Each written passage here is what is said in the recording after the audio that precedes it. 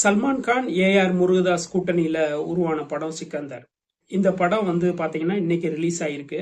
படத்தோட கதை வந்து பாத்தீங்கன்னா 2-3 கிளை கதைகளை கொண்டதா இருக்கு.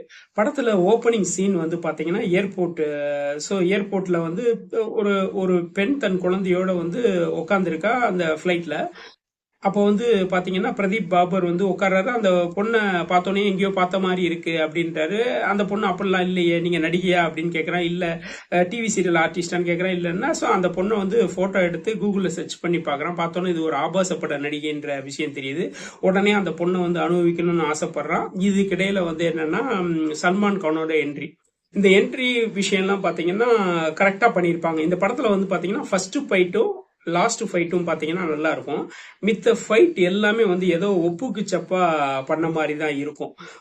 அதாவது தேவையில்லாத பில்டப். ஸோ அப்படிதான் இருக்கும் தவிர ஒரு ஒரு அதாவது ஆடியன்ஸை வந்து பாத்தீங்கன்னா ஒரு குதூகலிக்கிற மாதிரி ஒரு இது மாதிரி எதுவுமே இருக்காது. அதாவது படம் பாக்குறப்ப வந்து படத்துடைய ஆரம்பத்துல இருந்து முடிவு வரை பாக்குறப்ப என்னடா அப்படியே ஒரு மாதிரி வந்து நம்மள வந்து ஒரு அலுப்பேத்துற மாதிரி தான் படம் இருக்கும். ஆனா இந்த படத்துல வந்து ஃபர்ஸ்ட் ஃபைட் சீனும் அதனுடைய டயலாக் எல்லாமே வந்து சூப்பரா இருக்கும். அதே மாதிரி லாஸ்ட் ஃபைட் சீன் இங்க வந்து பாத்தீங்கன்னா ஏஆர் முருகதாஸோட மேஜிக் வந்து பாத்தீங்கன்னா சில இடத்துல எடுபட்டிருக்கு, பல இடத்துல எடுபடலன்னு தான் சொல்லணும். ஸோ இந்த கதை வந்து என்னன்னா இப்படிதான் ஃபர்ஸ்ட் நகருது. ஸோ இப்படி ஒரு ஸ்டேஜ்ல வந்து என்னன்னா அடிச்சு அந்த பொண்ணுகிட்ட வந்து மன்னிப்பு கேட்க வைக்கிறாரு. இதுக்கிடையில வந்து பாத்தீங்கன்னா சல்மான் கான் வந்து ராஜ்புத்திர மன்னனோட வாரிசு, அவருடைய மனைவி வந்து ராஸ்மிகா. ஸோ இவங்க வந்து என்னன்னா அங்க ஊர் மக்களால வந்து எந்த பிரச்சனைனாலும் இவர் தான் வந்து முன்னின்று இருப்பாரு. அங்க எல்லா எதிரிகளுக்கும் இவர் சிம்ம சொப்பனமா இருக்கிறவர். ஸோ இப்படிப்பட்ட நிலையில தன் மகனை வந்து ஒருத்தன் அடிச்சிட்டான் அப்படின்ற விஷயம் வந்து பர்த்டே அன்னைக்கு வந்து வீடியோல வந்து என்னன்னா அவன் அந்த பொண்ணுகிட்ட மன்னிப்பு கேட்கிற வீடியோ வந்து பாக்குறாரு அமைச்சர். இந்த அமைச்சர் யாருன்னா சத்யராஜ். சோ பார்த்தோன்னா கொந்தளிக்கிறாரு. அவனை வந்து ஒரு வழி பண்ணணும்னு நினைக்கிறாரு. சல்மான் கானுக்கும் சத்யராஜுக்கும் இடைப்பட்ட பிரச்சனை தான் இந்த படத்துடைய கதை. இதை சொல்ல வேண்டிய விஷயத்த வந்து சிம்பிளான விஷயம்தான். இந்த கதை வந்து என்னன்னா கதை உண்மையிலேயே சூப்பரான கதை. அதாவது என்னன்னா தன்னுடைய மனைவி வந்து ஒரு ஸ்டேஜ்ல வந்து இறந்து போறா. ஸோ இறந்து போன மனைவியுடைய ஆசையை நிறைவேற்றுறதுக்காக அவளுடைய கண், நுரையீரல், இதயம் வந்து என்னன்னா 3 பேத்துக்கு வந்து டொனேட் பண்ணணும்னு வந்து அவன் முன்னாடி எழுதி கொடுத்துருக்கா. ஸோ இதை தேடி வந்து அவன் போறான். அந்த 3 பேர் அதாவது என்னன்னா யார் யார் இதை வந்து பயனடைய போறாங்க, அவங்களுக்குள்ள இருக்க பிரச்சனைகளை வந்து இவன் சால்வ் பண்றதுதான் கதை. கதை வந்து பாத்தீங்கன்னா சூப்பரான கதை. அதை எடுத்துக்கொண்ட விதம், சீனு. ஸோ படத்துல வந்து பாத்தீங்கன்னா பாடல்கள் பாத்தீங்கன்னா எந்த ஒரு இடத்துலயும் வந்து பெருசா வந்து நம்மள ஈர்க்கல. ஃபைட் சீன் பாத்தீங்கன்னா first fight scene, last fight scene வந்து நல்லா இருக்கு.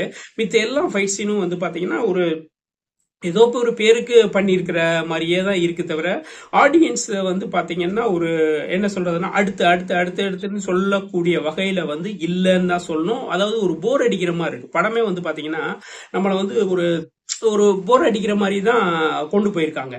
ஸோ அப்படிதான் இருக்கு. ஒரு திருப்தி இல்லை. சத்யராஜுடைய போர்ஷன் பாத்தீங்கன்னா சத்யராஜுக்கு நல்லா நீட்டா மொட்டை போட்டு பாக்குறதுக்கு ஒரு வில்லன் லுக் நல்லா அதெல்லாம் பண்ணியிருக்காங்க. ஸோ பாத்தீங்கன்னா நடிப்புக்கான ஸ்கோப் வந்து பல இடத்துல இருந்தும் அதுக்கான ஸ்கோப் வந்து பெருசா யூஸ் ஆகல. ஸோ சத்யராஜ் பையனா வந்து பாபர் இவர் நடிச்சிருப்பாரு. அவருக்கு ஏதோ தேவையான ஸ்கோப்போ அதுதான் கொடுத்துருக்கு. கிஷோர் குமார் வந்து பாத்தீங்கன்னா போலீஸ் கேரக்டர்ல நடிச்சிருப்பாரு. அவர் யூஸ்வலா என்ன நடிப்பாரோ அதுதான் நடிச்சிருக்காரு. அது மைலேஜ், அவருக்கான மைலேஜ் வந்து இருக்கு. அது வந்து நம்மளே பாக்குறப்ப என்னடா ஒரே மாதிரி கேரக்டர் வருஷக்கணக்கில் இதே இதில் நடிச்சிருக்காரு, நம்மளுக்கே வந்து ஒரு மாதிரி ஒரு போர் அடிக்கிற மாதிரி படம் பாக்குறப்ப நம்மளுக்கு வந்து ஏஆர் முருகதாஸோட மேஜிக் வந்து இங்க வந்து என்னன்னா சரியே ஈடுபடலன்னு சொல்றது. சோ என்ன ஒரு இங்க பிரச்சனைனா ஹிந்தி ஆர்டிஸ்ட் வந்து நடிச்சிருக்காங்க, இதுக்கிடையில வந்து தமிழ் ஆர்டிஸ்ட் நடிச்சிருக்காங்க. அந்த ஒரு மேஜிக் வந்து என்னன்னா இங்க நடக்கல. தமிழ் படத்துல எப்படி ஏஆர் முருகதாஸ்ல அந்த அந்த படத்தோட மேஜிக் வந்து இதுல வந்து ஒட்டல. அது வந்து சுவாரஸ்யமா வந்து கொண்டு போல. அதுதான் விஷயம். அதாவது ஆடியன்ஸ் வந்து என்னன்னா இங்க என்னன்னா ஸ்கிரீன் ஃபுல்லாவே என்ன நினைக்கிறேன், ஸ்கிரீன் ஃபுல்லாவே வந்து ஆடியன்ஸ் ஃபுல்லா நிரம்பி இருக்காங்க. அதை வந்து நம்மள வந்து அட்ராக்ட் பண்ணல, நம்மள வந்து ஏமாத்துது. ரெண்டாவது நம்மளுக்கு ஒரு திருப்தி தருகிற வகையில வந்து ஸ்கிரிப்ட், அதாவது நல்ல கதை.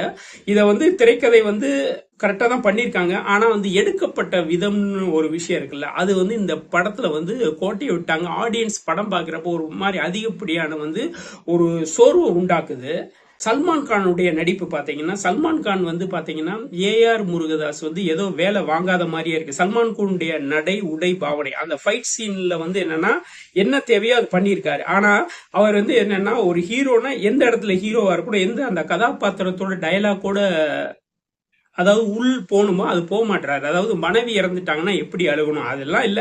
அவர் என்ன நினைக்கிறாருன்னா, நான் நினைக்கிறத நடிக்கிறேன், நீ எடுத்துக்கோ அப்படின்ற மாதிரி தான் இந்த இதுல சல்மான் கானுடைய நடிப்பு இருக்கும். நீங்க படம் பார்த்துட்டு சொல்லுங்க, அப்படிதான் இருக்கும்.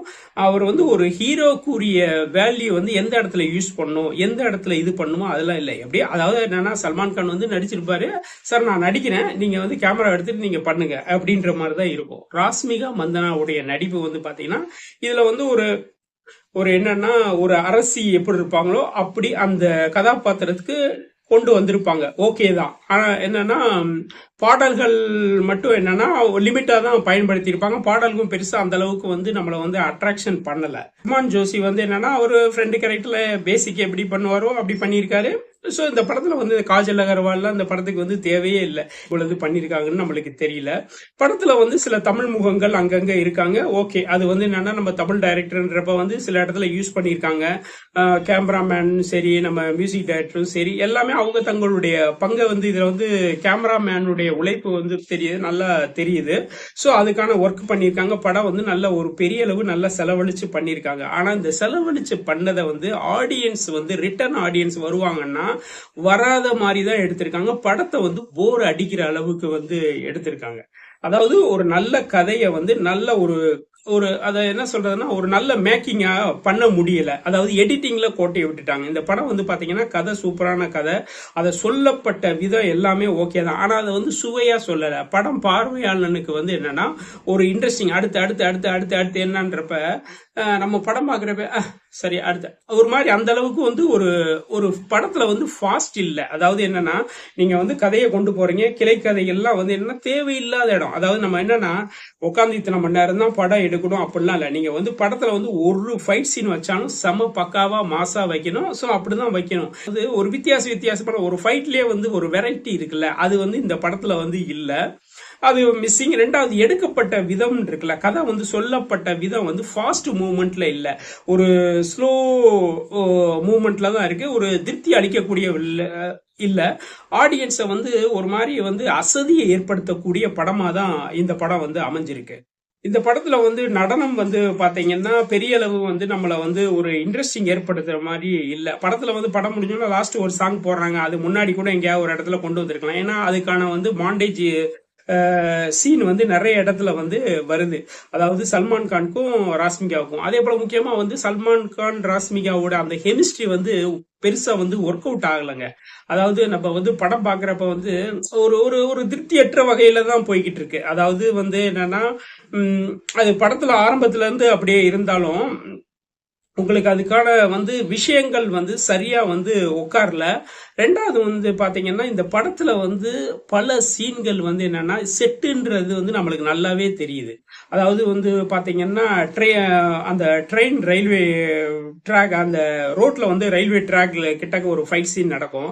அதெல்லாம் பாக்குறப்ப நம்மளுக்கு ஒரு செட்டுன்ற விஷயம் வந்து நம்மளுக்கு நம்மளுக்கு தெரியுது. இது மாதிரி வந்து பல விஷயங்கள் வந்து அந்த ஆர்ட் டிபார்ட்மெண்டோட தோல்வியை வந்து காமிக்குது. படம் வந்து என்னன்னா பார்க்கலாமா வேணாமான்னா விருப்பம் இருந்தா பாருங்க.